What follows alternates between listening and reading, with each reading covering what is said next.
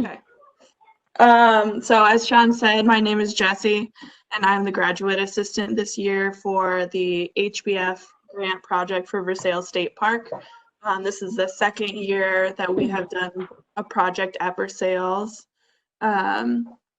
So as Sean said, I'm getting a dual master's degree in architecture and historic preservation here at Ball State. Today we're going to talk about the project and some of the results. This is being recorded, but we will have this posted on our AAL YouTube, and the link is down there below, or you can just search Ball State University Applied Anthropology Laboratories on YouTube. If you have any questions and you're too shy to ask us at the end, or you don't get a chance to ask or anything like that, you have any questions or comments, feel free to email us at aal@bsu.edu. You could call us, but no one's there. So first of all, we need to acknowledge the state and federal assistance for this project. So the survey and analysis work has been funded in part by the National Park Service's, the United States Department of the Interior's National Park Service Historic Preservation Grant Fund, which was administered by the Indiana Division of Historic Preservation and Archaeology in the Department of Natural Resources. This project received federal financial assistance for the identification, protection, and/or rehabilitation of historic properties and cultural resources in Indiana. Another disclaimer, Versailles State Park is state-owned. The archaeological site locations are confidential in the state of Indiana. We can't disclose these locations. We do this to protect archaeological resources, to avoid site damage, looting, and vandalism. So some of the Indiana archaeology laws you should be aware of. So surface collection of archaeological artifacts is only illegal if it's on private property with the landowner's permission. You cannot surface collect on state or federal land, so that would include Versailles State Park. Excavation and disturbing the ground for artifacts or human remains is illegal, even if you are the landowner, unless you get a state-approved plan. It's also illegal if you disturb the ground for the purpose of obtaining any archaeological artifacts without a plan. So if you do find a potential archaeological site, you should report it to the Indiana Division of Historic Preservation and Archaeology, because it helps to ensure the protection of our sites, landowners, Native American culture, and things like that. Moving on to our project specifically, in terms of funding, we can see here the disclosed amounts given by the grant and by Ball State. By the end of this grant period, we will have had approximately 3,200 staff and student hours applied to this project. The Applied University Laboratories, or as we call the AAL, took about 7 weekly trips to VSP, Versailles State Park, over the course of the summer of 2019. The overall timeline for this project was from June 1st to June 30th, June 1st of last year to June 30th of this year. So additionally, in addition to our June 2019 field survey visit, Sean also took a visit in December to go over some sites again with Bill Dahlman, who is an honorary park historian for Versailles State Park, and he identified a lot of these sites for us so that we had survey areas to work off of and to investigate for these projects for both years' surveys. The original goals of this grant were to conduct about 25 acres of Phase 1A shovel test surveys. This is in an effort to enhance our understanding of early to mid-19th century to early 20th century homesteads in the area. The archaeological results were then gathered with the goal of providing material for future development of interpretive content for park guests. Here's our team on our van at Versailles State Park. The team for the project consisted of students, including myself and staff. At the Applied Anthropology Lab, we had archaeologists Sean Coughlin, Christine Thompson, Dr. Kevin Nolan, and Bill Kennedy. Those were our staff involved in this year's grant project. In addition, we had faunal analysis completed by Dr. S. Holmes Hogue. And as previously mentioned, I'm the main primary graduate assistant for this project specifically. But there are over 18 student workers involved in this project, including another graduate assistant, Sydney Travis, who completed a lot of our GIS and our mapping for this project, although she was working primarily on a different HBF grant project. Of course, we also want to thank the DHPA, who we have been working with over the past year on this project. This project's a really good example of experiential learning at Ball State and community engagement, and really getting that very applicable skills while you're in school, getting paid to do a job that also is furthering your education. And it's something that, even though I'm not in archaeology, I very much valued putting on my resume, and it definitely sets you apart as a student at Ball State and when you graduate and go into the real world. Our grant deliverables, at the end of this grant period, the AAL is to deliver a technical report that will be submitted to the DHPA. We'll also submit a journal article for Indiana Archaeology and create and complete forms for sites and SHARD in this presentation. So for those of you unfamiliar with SHARD, SHARD stands for the State Historic Architectural and Archaeological Research Database. It's a collection of historic and archaeological resources within the state. It is confidential, so unless you have access to it, like us from the DHPA, you can't go in and look at things. In addition to defining SHARD, here's a few definitions for more terms we'll be using in this presentation.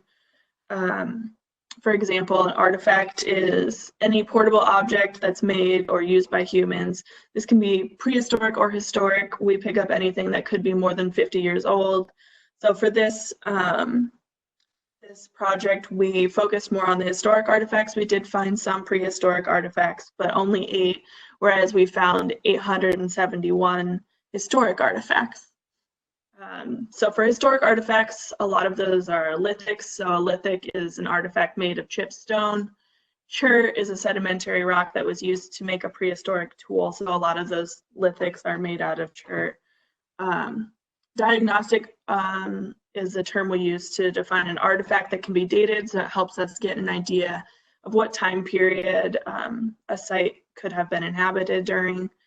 And then a feature is the remains of non-portable human activity. So a lot of our survey areas and sites were based on different features that were originally identified by Bill Dahlman, and then we further investigated.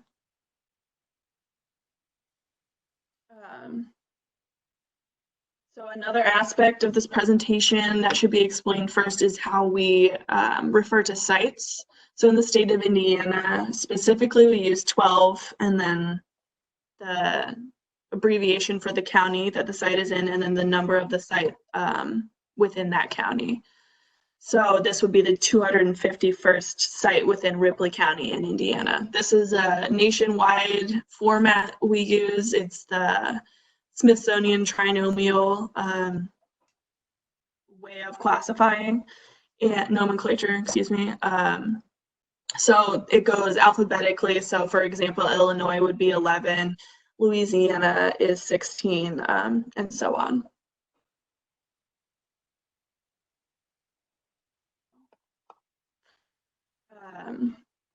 Now that we've defined some things, we can move on to the results of this HBF grant survey.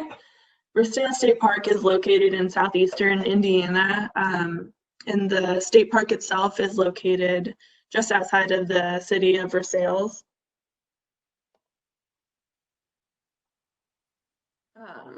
Historic records of Versailles, Indiana indicates that the area where the park is now located was divided into residential lots by 1883.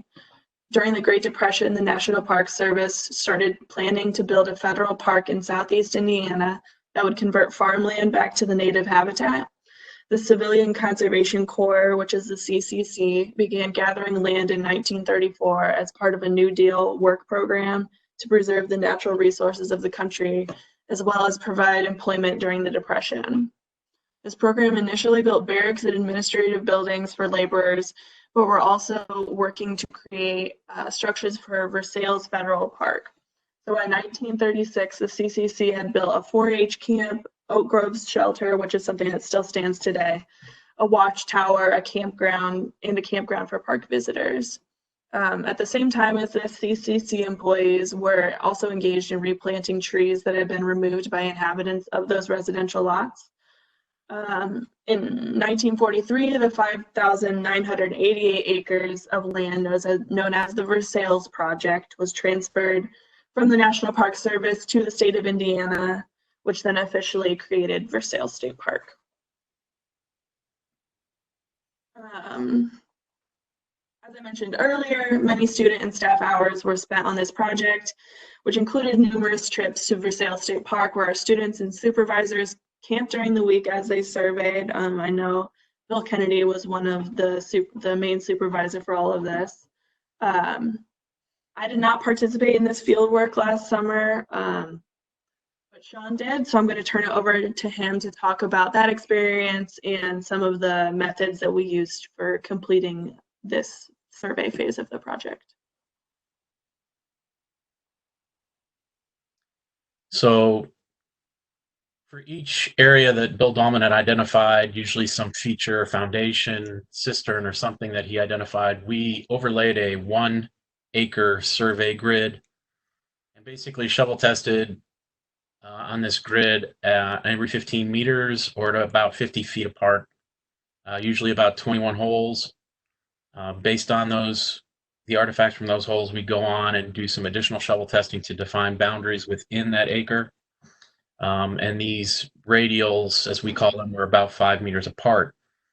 Although all of the park had vegetation that was thick this summer, and we shovel tested everything because there was no surface visibility, we often found artifacts on the surface, especially in areas where artifacts have been dumped by the original inhabitants. And that's a fine picture of Bill there on the one side of the screen. Next slide, please. As I mentioned, some sites not only got radials to determine boundaries, but also got some more intensive shovel testing, what we call Phase 1B. This Phase 1B analysis, or this Phase 1B testing, allowed us to do some more in-depth analysis about the distribution of artifacts around some of the foundations and structures, and talk about some change through time based on the age of some of these artifacts. But it occurred at 5 sites. The numbers are listed there. We'll go through some of the sites later and you'll get to see which ones had this work done. I guess that's good for that. Next slide, please. Oh, more of us running around the woods and running through the streams. It was an extremely wet spring in June. As you'll see in one of the slides later, we had at least one site where the features were full of water. We had a lot of waterlogged shovel test holes. This also hampered some of our ability to get to and from sites because of the mud on some of the trails. Unfortunately, we couldn't get ATVs for everybody. So we did our best to get to places we could get to and from and shovel test safely. There were a couple of sites we might have been able to get closer to, but it would have been unsafe to either take the vehicle there or park the vehicle near busy roads. Because of this, we only got to about 13 or 14 locations to shovel test. So in December, when it became clear that Versailles State Park was not going to be part of next year's available projects for survey, I took a trip to Versailles, and where I met with Bill Dahlman, and I said, let's go to as many of these other places as we can in 3 days, and we'll try and get them at least minimally documented so that they're available and known. within the park boundaries. During this visit, Bill is very enthusiastic about his work. We were the park was kind enough to get us an ATV, so we were able to get to some places more quickly. So we identified and recorded 8 new sites, 2 cemeteries. We verified 5 sites, and in some of those verifications, because of that difference in vegetation between the summer and the fall/winter, when the green was up during the summer, sometimes we didn't see some things, and now during this time of the year, when there was no vegetation, we were able to readily see some more of the foundations that maybe weren't visible during the summer. So we've identified some new features on some sites and expanded some site boundaries. Back to you, Jesse. Thank you, Sean. So after our time in the field, we brought our artifacts back to the lab for analysis and cataloging. So the focus of this survey, as I mentioned before, was to determine historic occupation in the area. So we're going to go through some of the historic artifacts that we found. Examples here are metal artifacts that we found. So there's 3 different types of nail. We also found wire and indeterminate metal objects and things of that nature. We also found a lot of different kinds of glass. So these are actually all from a site that Sean visited with Bill Dahlman in December, I believe. So we found almost intact glass bottles and jars there and in other places as well. And things like this help us to diagnose different time periods that the site might have been used and what kind of activities were going on there. We also found ceramics in the area, and again, these are diagnostic tools that we can use to determine when a site might have been used. So we've had whiteware, yellowware, redware, stoneware, porcelain, and ironstone. You can see examples of all of those different types here on your right. We also found specifically stoneware, and here's some examples of that. That large crock there on your right. So here is a full synopsis of the different types of sites we found. I won't tell you the whole litany of them, but our main focus was on homesteads, and we did determine 19 different homestead sites out of our 26. So first of all, some of the conclusions that we are drawing from this project are aimed at defining how these sites we investigated as potential homesteads relate to familial homesteads recorded in historic plat maps. A lot of this is what we'll be talking about in the next slides, and you'll actually see some of these names repeated multiple times. Site 12 RI 239 that you can see here is recorded as a homestead and contained artifacts suggesting early occupation. We also found remnants of a limestone foundation and stone cistern suggesting that previous architectural structures were located at the site. So some of the artifacts we found were ceramic, glass, and metal. The photo on your right depicts a piece of pearlware which dates between 1780 to either 1820 or 1830, which helps to reinforce that early occupation. So the owners recorded on these maps for this site were M.L. Henderson in 1875, Jonathan Stevens in 1883, and Martin Purcell in 1921.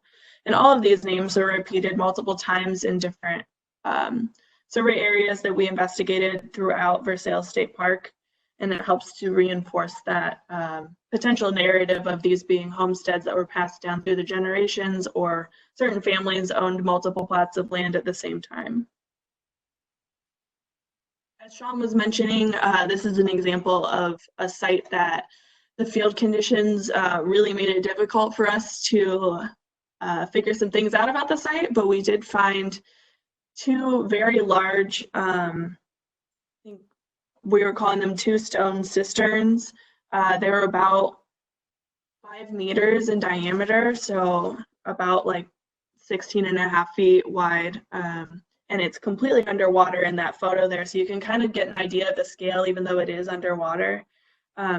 This is actually a revisit of a site that we investigated in the fiscal year 2018 survey.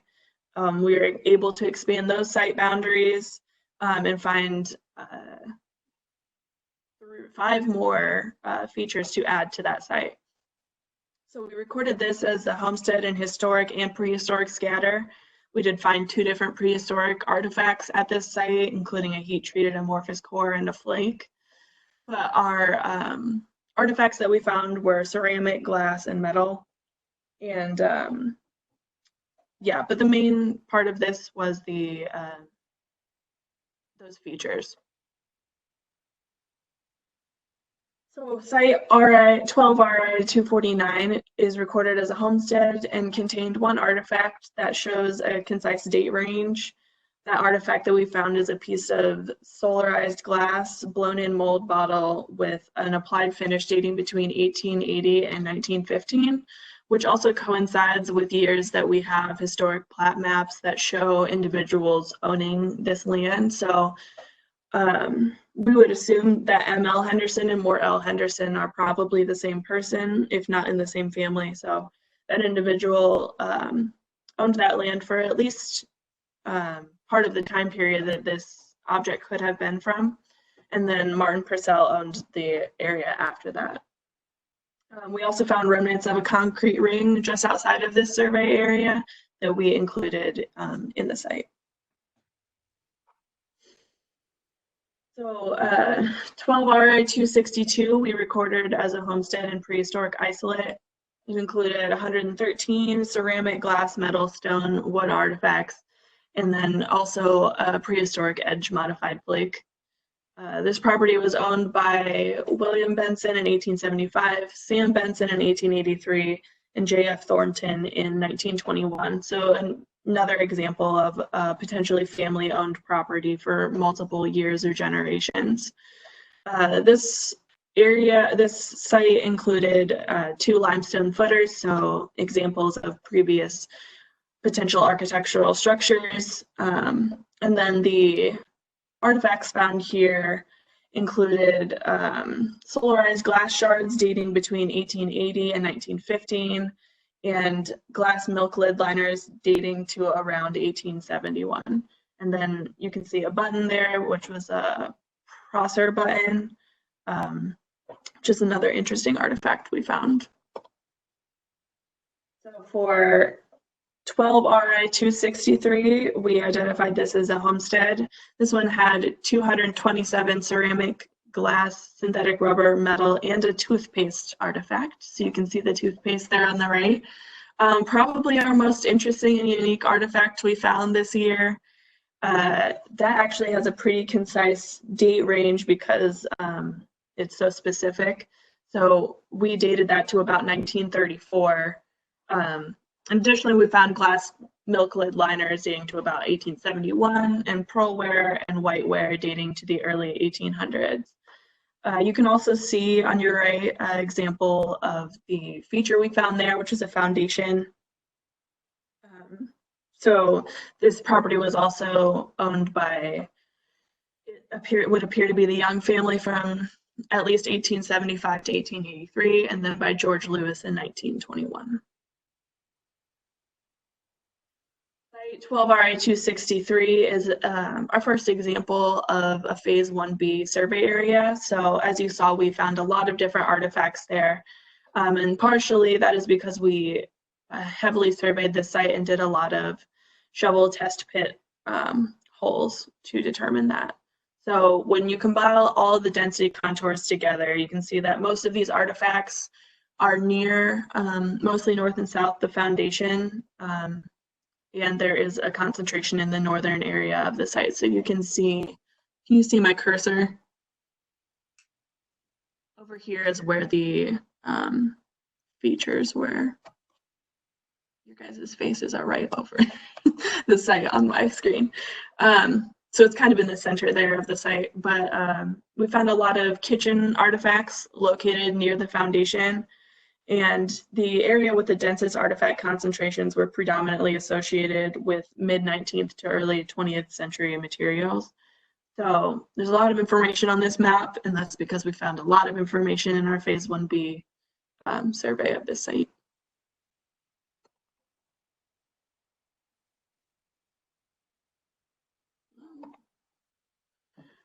So moving on to 12 RI 264, this was recorded as a homestead and historic scatter. We found 50 brick, ceramic, glass, and metal artifacts, and also prehistoric artifacts. So one shatter and one thermally altered flake. This was owned by the Draymond family so someone with the last name Draymond owned this property from 1875 all the way through 1921, according to our plat maps.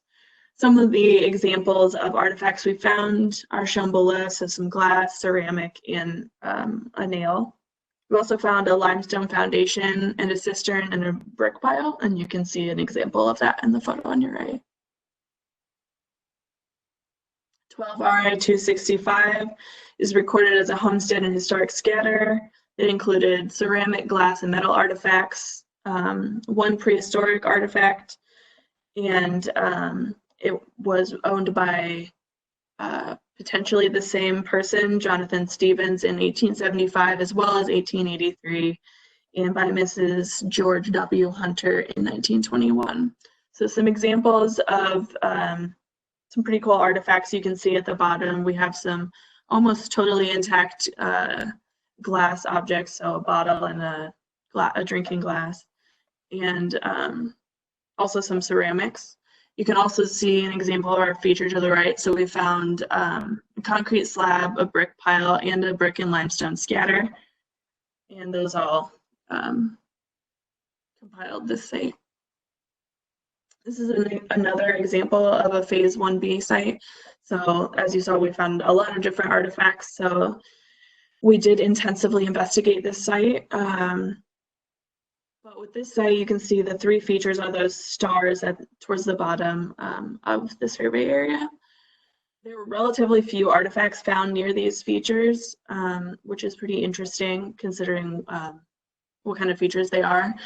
The majority of our artifacts were found north of all of these, and you can see that from those contour lines up here. And the majority of the artifacts found were from the early to mid 20th century.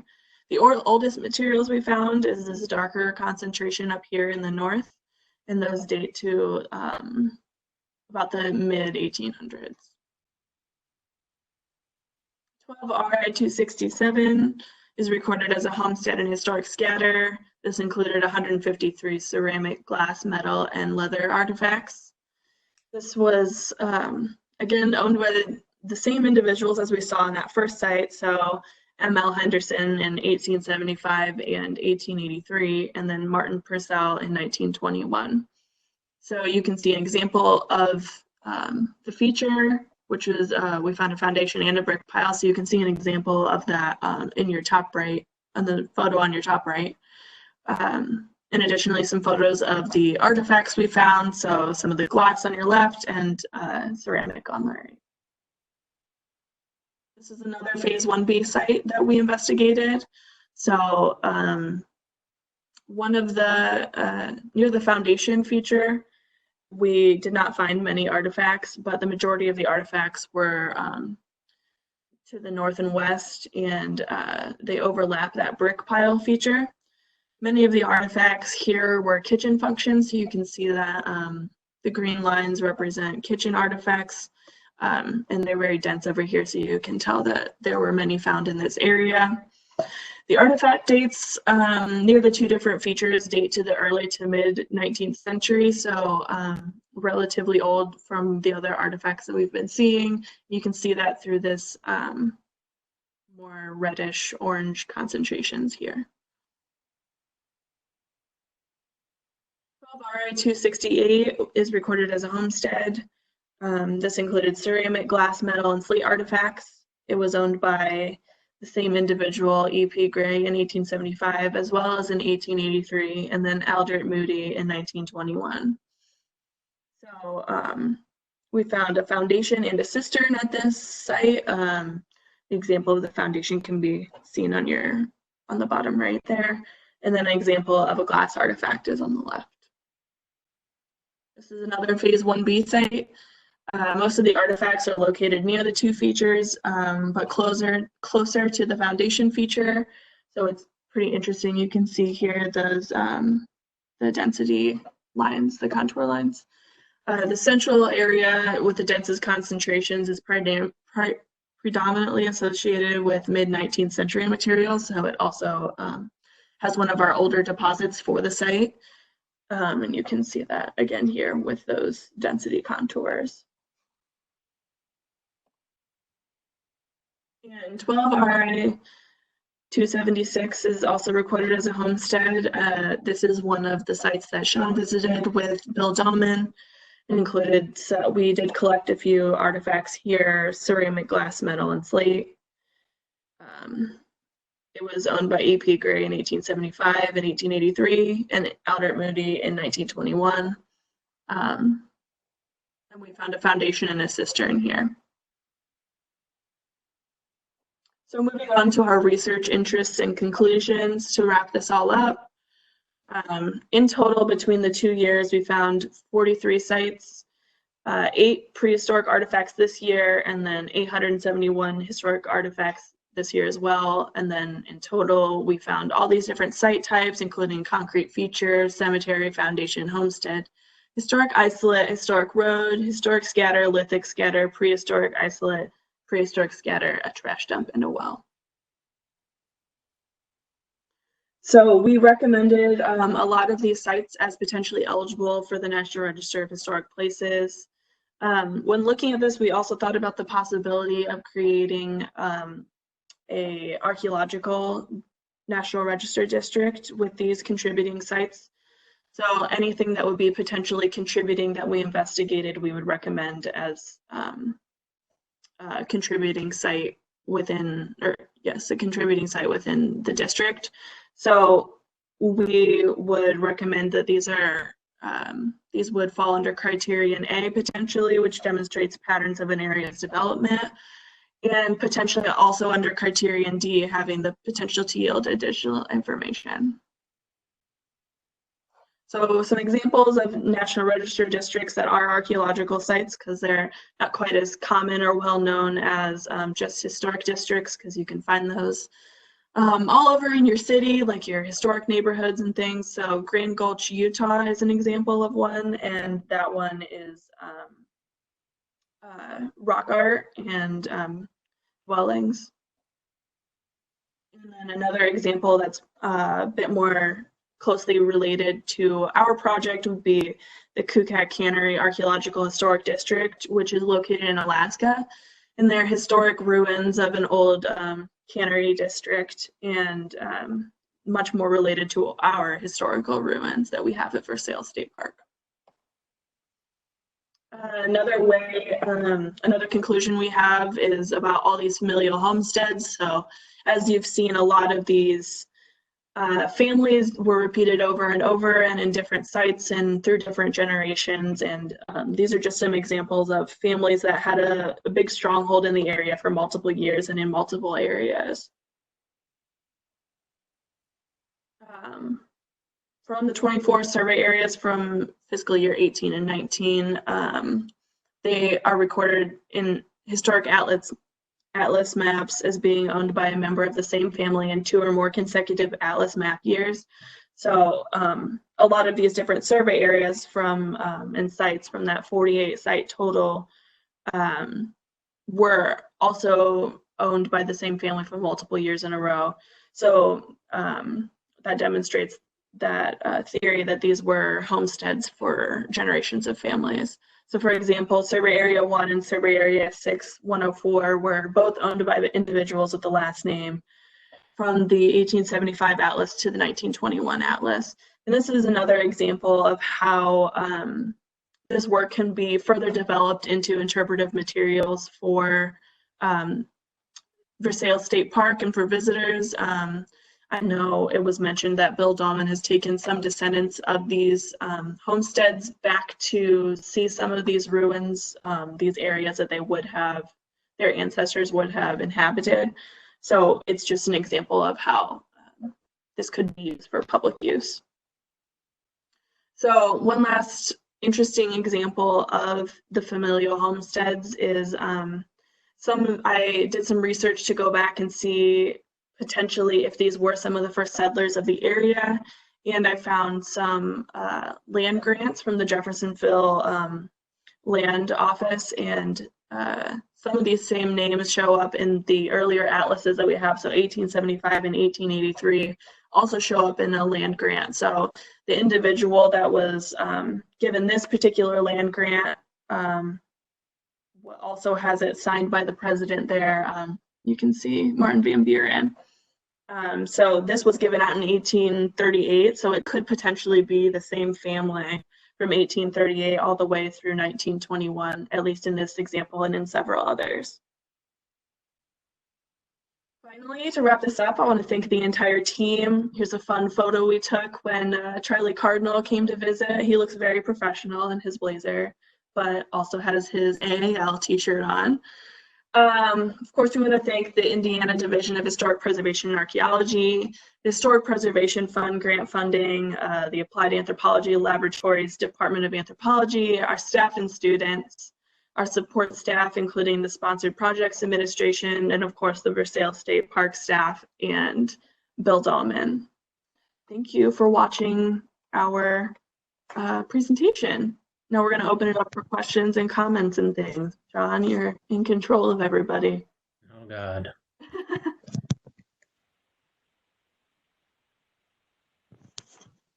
So has anybody got any questions, thoughts? Or a slide you want me to go back to or anything too? Interesting their process. I've unmuted everybody. So It looks like Wade had a question in the chat. yeah.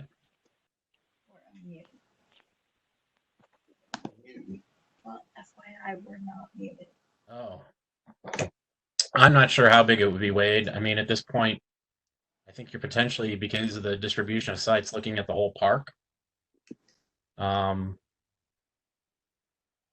We haven't gotten to the nitty-gritty on what a district would look like there yet, just that there are a number of these, similar age, similar styles, similar homestead stuff that is the good basis for a district. I don't know if that answers your question or not, Wade.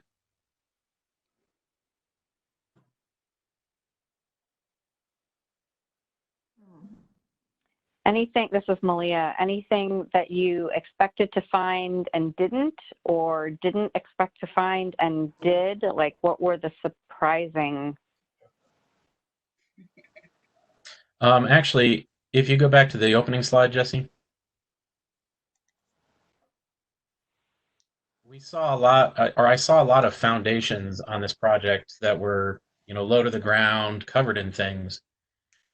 And when I was with Bill, I got to visit the opening slide picture.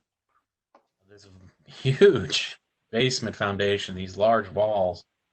And it sits up on top of a hill that overlooks 50, and very hard to get to, but very big and bold and just impressive. That was the one that surprised me. Mm-hmm. It looks to be pretty well made too, for the fact that it's, still, pretty intact. Yeah, it's definitely. And it's got other features up there too. These are all up on top of a hill. There's a cistern and a well and some other stuff. And I don't know what was on top of it or how majestic the house on top of it looked, but if it was built anything like the foundation, it must look pretty nice. I had a question. Yes. Is there any speculation on what that very large concrete round feature was? I remember finding that unexpectedly on our way up to a site. It was kind of isolated. There wasn't really anything around it. And I I've puzzled over that and wondered what that might be, but I don't know that anyone else would know either. Well, having been going through the report lately, Bill, and we can't really show maps of where sites are on this presentation.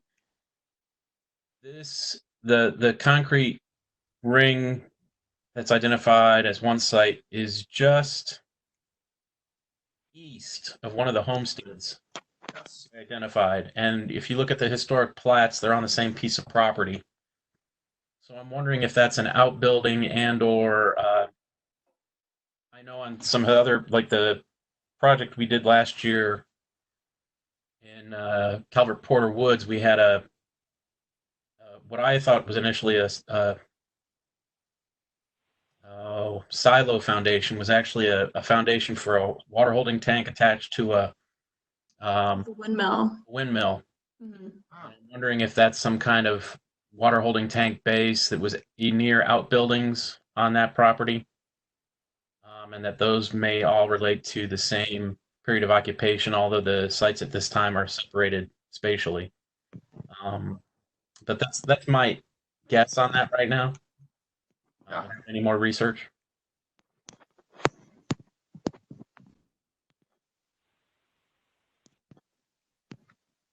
Other questions? Going once, going twice? Wade posted a question about the ethnicity of the families in the area, if you guys want to take a look at that. No, we didn't. We it was one of those tantalizing things that we, didn't want to get in a rabbit hole on because we didn't of the time frame we were dealing with. But Bill Dahlman's knowledge of the families, their backgrounds, their histories is overwhelming. And it would be one of those things to start with him, but I know there were Irish names in there. That's about all I know right now, but Wade. I had a question. Yes. The abandonment of the sites, is it generally contemporaneous with the land being taken over federally?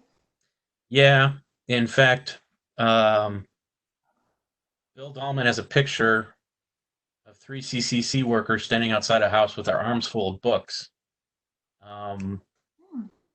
That was a picture that was owned by a descendant of the same family that he met in Indianapolis about 5 or 6 years ago. Yeah, basically when the feds took it over, everybody was kind of kicked out. There was one family that's right on the edge of the lake now that fought it in court until maybe as late as the 1950s. But otherwise, everything else was basically sort of somewhere between 30 and 36. Everybody was, everybody out of the pool. I have a thought on that. At Land Between the Lakes, I don't know if people know where that is. That was also like a federal, takeover, and then became a recreation area. And they have a great interpretation center. So it's like a combo naturalist interpretive center. And part of that talks about the recollection of the people that had to be removed from the site, so the area could be flooded, and so it could be, used for public use. And it really made that exhibit really made you think about, what some people gave up, to give this land to the state and to make it available for public use. And so it kind of put a whole different perspective on land that I was enjoying, that I thought, oh, this was really, a traumatic experience for people. And they also had like cemeteries there that had to be abandoned. And so people talked about that. And so it was a little bit of a sobering kind of realization of how this land came to be. Yeah. Mm-hmm. A similar, I guess. on Go Fort ahead. Kentucky, with site abandonment when the base was being expanded, same period of time. And the sites look very similar.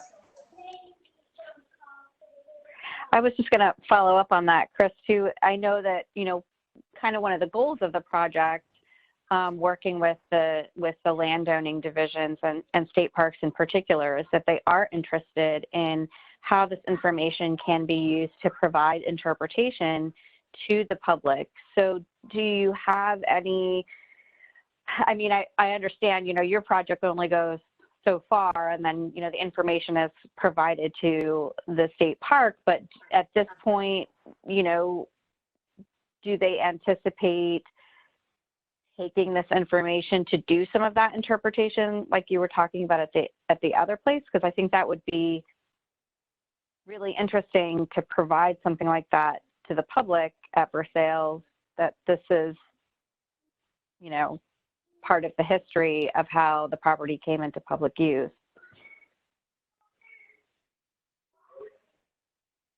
I know, Malia, this is Sean, that I know that in talking with Ben Clark at the State Parks Division, there is interest in doing something with this stuff. I'm not sure quite how they would, you know, work it all into something or anything. There's always that fine line between having things for people to look at and having places for people to loot. Right. So I don't quite know. I know that the interpretive director at, I don't know if it's for their region in state parks or for Versailles specifically, is interested in the data and doing things with it. So I know that Ben asked me about would we put together a nomination for the district. I said we'd have to talk further, but right. You know, this is, I think the data is there. It's all a matter of how they want to craft it and do things with it. And one of the things that I thought of when I was reviewing the report multiple times, and also after Sean and Jesse practiced their presentation earlier this week, is we're starting to do quite a few story maps.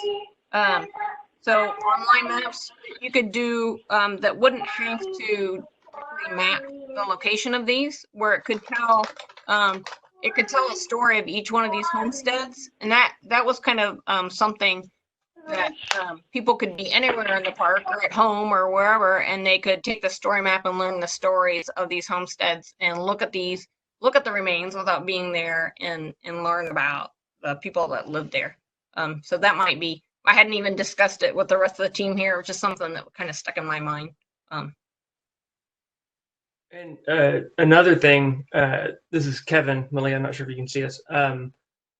We did some, I can't remember if we did any this year, but I know last year we did some 3D scanning of some of the artifacts. And so those 3D models are available for them to use. But then we also, when our printer was still working, printed off several of them, copies of several of them, and gave them to the park so that those are available there. And you know, if they get access to another 3D printer, or if ours starts working again, and we can actually go back into the office, then we can print off some more and use them that way. And that way, people can touch it, and you don't have to go up to the sites, but you can still kind of get that tangible, tactile experience of the archaeology and the history that's all around them.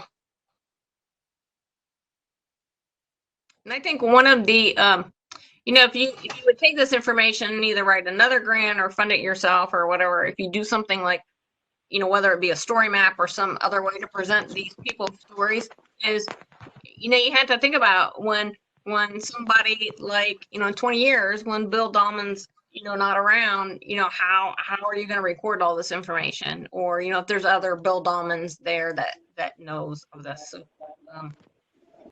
probably now is a really good time to be thinking about that after we have these results and, all the knowledge that Bill seems to have. Yeah. Well, thank you very much. And I appreciate that, I know this was intended to be a public presentation and, but I really appreciate that you guys were able to make it work online. I don't often get to travel to the presentation, so it was kind of fun for me to get to at least sit in virtually and see everything. So I appreciate that very much. So thanks for all your hard work on that. You're welcome. Thanks for participating, Malia. We're glad you guys could make it. I keep having to mute and unmute my phone because my children just got back, so there might be some background noise.